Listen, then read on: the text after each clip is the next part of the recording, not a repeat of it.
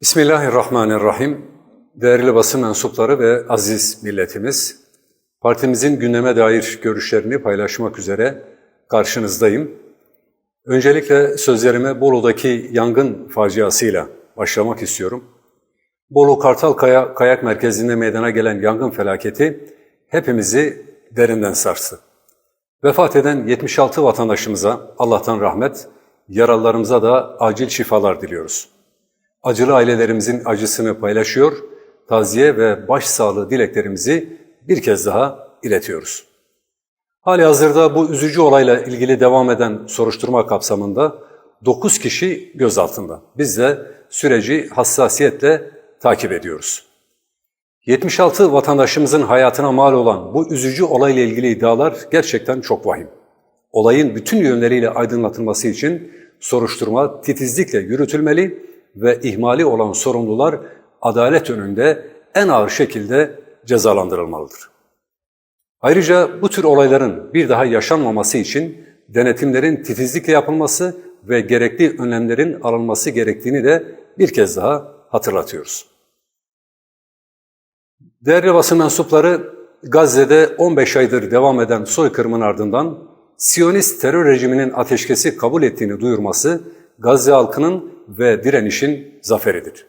Siyonist terör rejimi sözde savaş hedefi olarak ilan ettiği hiçbir hedefe ulaşamamış ve Filistin direnişini yok etmeyi başaramamıştır. Ancak ateşkes ilanının hemen ardından Gazze'ye yönelik ağır saldırıların sürdürülmesi ve işgal rejiminin gerçek dışı iddialarla anlaşmayı sabote etmeye çalışması ateşkesin aşamalarıyla ilgili kaygıları da arttırmaktadır. Soykırım sürecinde Gazze halkının yanında fiili olarak yer almayan, kınama açıklamaları dışında herhangi bir adım atmayan bölge ülkeleri ateşkes sürecinde Filistin halkının garantörlüğünü üstlenmeli, işgal rejiminin sabotaj girişimlerine müdahale etmelidir.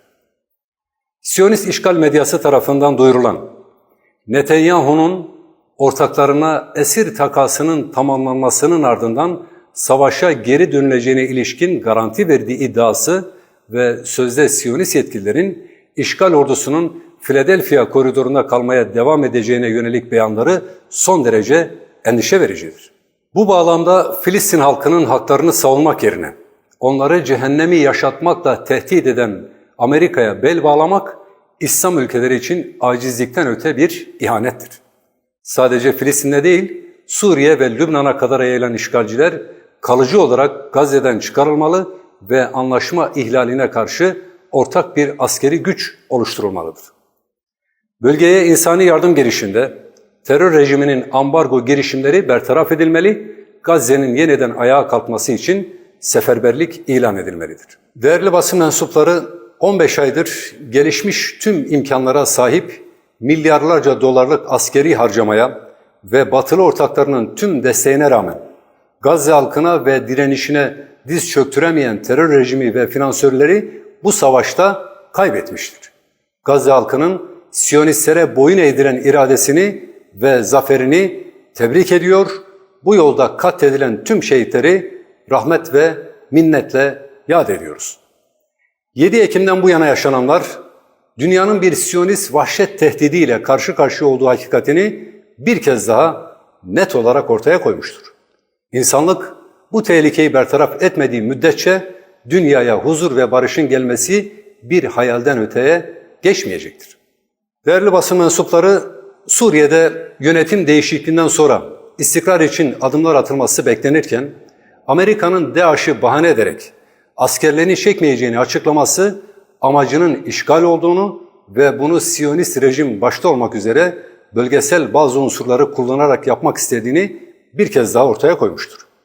Herkes Amerika'nın Siyonist işgal rejimi ve kendi emperyalist çıkarlarından başka bir değer dünyasına sahip olmadığını ve kullandığı işbirlikçilerini çıkarlarını tehlikede gördüğünde çekinmeden satacağını bilmelidir ve bunu unutmamalıdır. Amerika'nın Kıbrıs ve Ege adalarında askeri üsler kurması da bölgede oluşması muhtemel istikrar ve diyalog zeminini tahrip etmeyi amaçlamaktadır.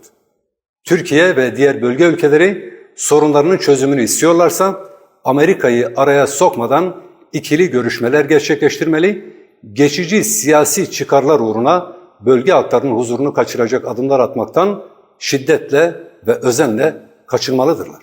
Değerli basın mensupları, iç gündemle ilgili de birkaç başlığı ifade etmek isterim. Türkiye'de alkol tüketimi ve buna bağlı suçlar gündemden düşmüyor. Geçen hafta sahte alkolden dolayı onlarca kişinin ölmesi durumun vahametini bir kez daha gözler önüne serdi. Sahtesi ya da gerçeği fark etmeksizin alkol tüketimi toplumsal bir felakettir. Son zamanlarda herkes sahte alkole odaklanmışken gerçek alkolün yol açtığı felaketler gündeme bile gelmiyor. Oysa Yeşilay'ın Dünya Sağlık Örgütü verilerine dayandırdığı istatistiklere göre cinayetlerin %85'i, tecavüzlerin %50'si, şiddet olaylarının %50'si, trafik kazalarının %60'ı ve kadına yönelik şiddetin %70'i alkole bağlı sebeplerle gerçekleşmektedir. Bu veriler gösteriyor ki sahte alkol içeni öldürür, gerçek alkol ise toplumu öldürür.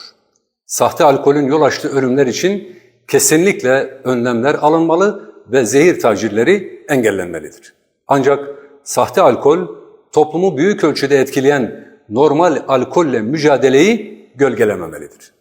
Alkol tüketiminin şiddet ve toplumsal ifsada yol açtığı bilinmeli ve bu soruna karşı caydırıcı önlemler alınmalıdır. Topluma dayatılan alkolizmle ilgili maalesef gerekli önlemler alınmamakta ve alkol bazen ana muhalefet partisi CHP tarafından siyasal bir kimlik oluşturmanın aracı olarak kullanılmaktadır. Daha yakın zamanda CHP liderinin mitingde rakıya indirim vaadinde bulunması toplumun nasıl bir felakete sürüklenmeye çalışıldığını açıkça göstermiştir. Alkol bu ülkede CHP tipi dayatmacı laikliğin sembolü olarak değer görmüş ve hep teşvik edilmiştir. Alkol kullanımı CHP tipi kemalistliğin alameti farikası haline getirilmiştir.